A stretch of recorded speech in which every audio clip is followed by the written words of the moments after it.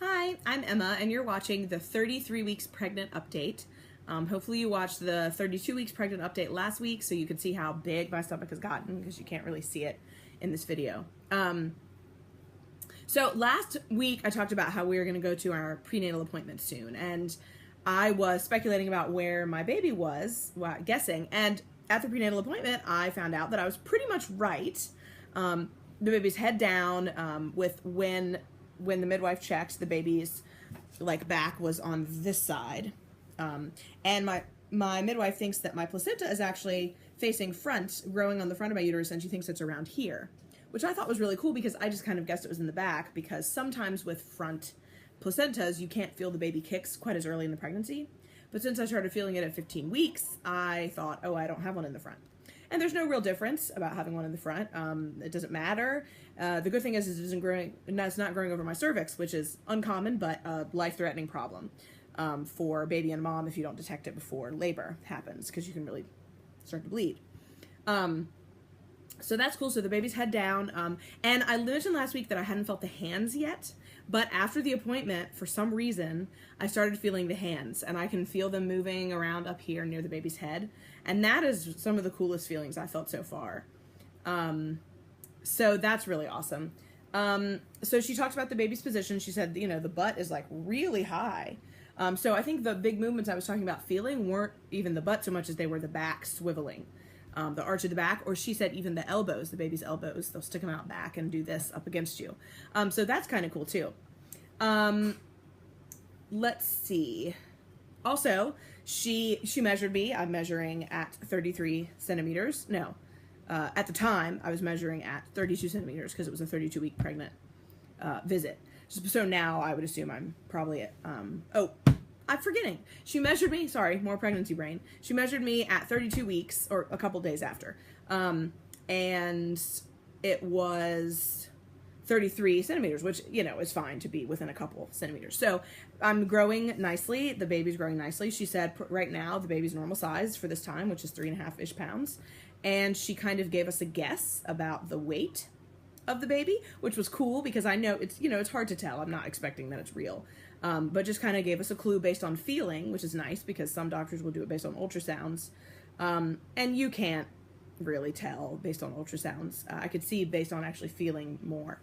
So that's kind of cool. And the weight she guessed is very similar to the weight Jason and I were when we were born, before she even knew that info. So I thought that was kind of neat. Sleeping is getting harder. I mentioned because of the carpal tunnel, but just in general, one of my hips is kind of stiff again. My feet hurt when I get up. So it's kind of getting out of bed is hard, and then waddling my way to the bathroom, and I really wake up during that process, and then I get back in bed and I'm moaning and groaning a lot. Nothing really hurts per se. Everything's just kind of out of whack. And so every time I wake up Jason, and I feel bad, but he's I guess it's good practice for having a baby.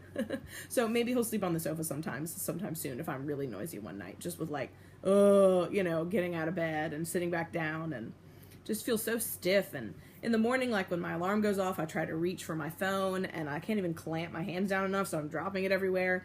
Plus the phone is far away from me, so I have to kind of climb over and get it. It's an interesting combination of factors we've got going. So sleeping's definitely getting harder. Not because of my stomach being big.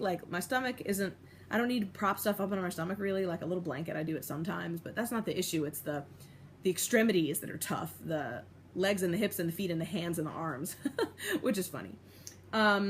So this week also, I definitely overdid it a couple days and really wore myself out, and kind of felt sick one day and had to take a nap in the middle of the day, in a day that I was supposed to be doing things. Apparently, we were processing animals on our farm, and I was supposed to be doing things, and I just overdid it, and that was stupid. I mean, I didn't really get overheated. I think I was just too tired, and it was warm out, but we were in the shade.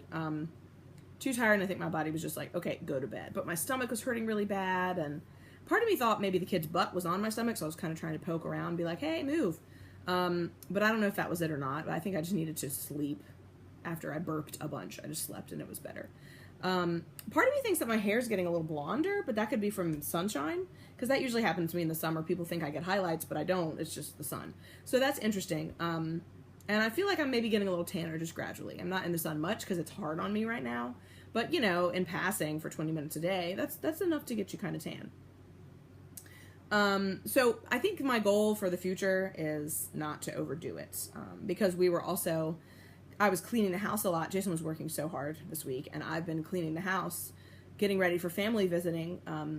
And also it's really been helpful because I'm getting ready for family visiting, but it's also kind of doing a pre-clean before we get ready to move all the rooms around for the baby and decorate and stuff. And so it really has helped me feel like that's going to be less of a challenge because we already, dusted some places and swept and moved extraneous crap out of the way that really shouldn't have been there anyway, even in normal life before having a baby. It's just like, we don't need this box of stuff here anymore. Let's put it in the basement because it's tools. You know what I mean? So it's actually really helpful. So that's nice, but I'm still so exhausted from doing it because it's like, you can't clean a house unless you are on your feet walking the whole time. And I'm kind of OCD compulsive about cleaning, even though my stuff isn't super clean, but about organizing, I guess, really. And so it's like I spend so many hours on my feet and I don't take as many breaks as I should. And then being outside all day, I kind of overdo it. Not getting enough sleep, 4 hours at night a couple nights, not a good idea. Stupid, because I'm going to get less sleep after the baby's born. I need to get more sleep now. And I know it was a mistake, and, it's fine. I'm fine. But I just overdid it, and it's okay. We're having a lot of trucks show up and deliver baby registry gifts. And the dogs like to freak out when they hear a loud truck, thinking it's maybe the UPS man coming to kill us all with our baby packages. So that's something I need to work on. And I think Jason, seeing that I'm getting a lot bigger, is realizing that he needs to remind me to work on that. Because I think before, he was like, oh, she'll stop when she needs to. And I have been, but I think he's more like, don't help me do that. No, don't help me do that. Go inside. And I'm like, oh, okay. He's being more bossy, which is helpful because I'm kind of an overdoer, anyway. So we both talked about like imagining, is it a boy or a girl? And we just imagine, I have an opinion about what it is, and I don't think he does. He's so on the fence. But when I imagine the kid running around the yard, I kind of imagine the kid being both. Like, I'll imagine a scene if it's a boy, a scene if it's a girl, a scene where it doesn't matter who it is, but it's a kid, and so it's hard to tell in our visions about it. We don't have like a vision of particularly girly or boyish stuff. It's mostly farm-related fun stuff that we think of, and we imagine both things one after the other. So it's really cool. We're both so on the fence about it, even though I feel like it's one thing. I feel like it's a girl, what I said before. I don't know. We asked him the other night, and his answer was so complicated. It was like a philosophy lesson. So I was like, okay, you just don't know. He was like, yeah. So that's been fun. Also, getting off of the sofa has gotten hilarious because our sofa's kind of low.